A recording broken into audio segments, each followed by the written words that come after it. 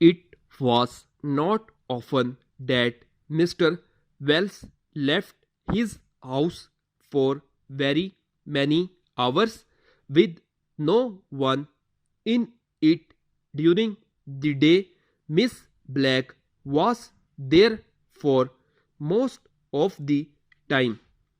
Miss Black could not be called his housekeeper, as the himself kept watch on the stores and on the money spent. In fact, he bought most of the food, cleaning materials, and so on his way home from the office, and merely passed them to Miss Black to put away. No, Miss Black could not be given the high sounding name of housekeeper, but neither could she be called the woman who did for him. She fell somewhere between these two high and low points. She was a daily help of the most valuable kind, and she looked after the house of Mr.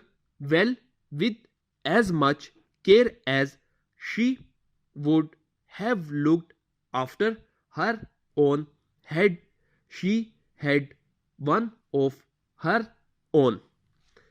But she had no house of her own, and in the evening she went off, and even Mr. Wells did not know where she went or what she did during the day. Therefore, his house was in good hands. In the evening there was himself, and there was his brother. Generally they were both at home, for neither of them much given to giving out. They did not like parties, and they did not like the pictures. They did not care to pay high prices to see plays which, in their opinion, were generally not worth the money that had to be spent in getting up to town and paying for a reasonable place. Neither of the men had married, and neither had a regular girlfriend. Their evenings were therefore generally spent in the house, and it was the house that they both loved more than any other thing in the world. It was certainly a lovely little house, for enough away from the city to be almost in the country. It was peaceful, and there were good views from the windows. From the outside it looked in most ways much like the home of anyone with a reasonable, well-paid position in the city. Few people ever stepped inside, but those who did were greatly surprised, for certainly the inside of the house was not in any way like the common run of houses. It was full of the most valuable things all carefully placed and marked. What had been two living rooms had been made into one very large room in the form of the letter L. The room was white and as clean as if it had been in the hands of the painter that very day.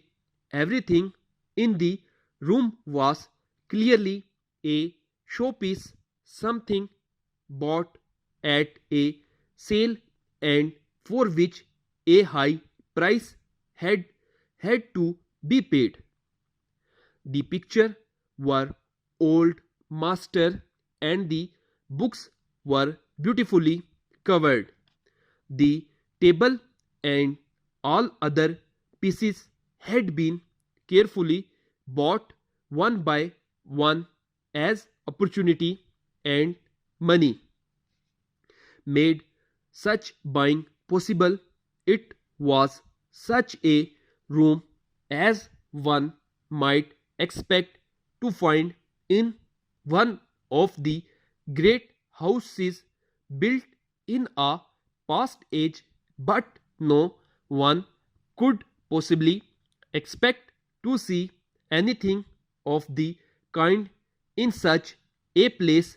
The room was priceless, for many of the objects could not be found for a second time, and so the brothers spent their evenings and weekends among their much loved objects of art and tried to make still more perfect that which was already perfection.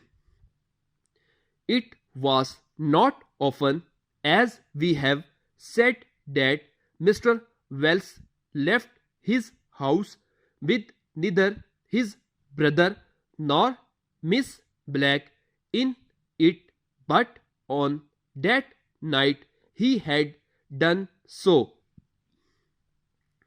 Work had kept him late in the city, and his brother had not been well and had gone away to have two small but necessary operation. Miss Black had left at 5:30 as usual. Mr. Well read his papers while waiting for the 8:45 train home, but the train was late in starting as there was some mist in place along the line, and it stopped several times before reaching his station. He got out and walked towards his home.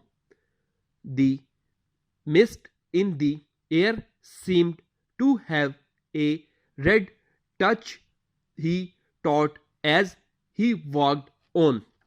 Then he had a feeling of fear, of cold fear, for without doubt something was on fire, something was burning. He broke into a run, and then this stopped. After all, it was not his house that was on fire, his own most beautiful and loved house. It was the house immediately behind his, but at the moment of his fear, he saw his life clearly for the first time. He saw that he had spent his years loving and lifeless objects. He saw that he loved no living being, and that no living being loved him or cared, that he was late home that night that he was cold and had known fear. Updated dictation के लिए मेरे channel को subscribe करें, like करें और मज़ीद आगे share करें।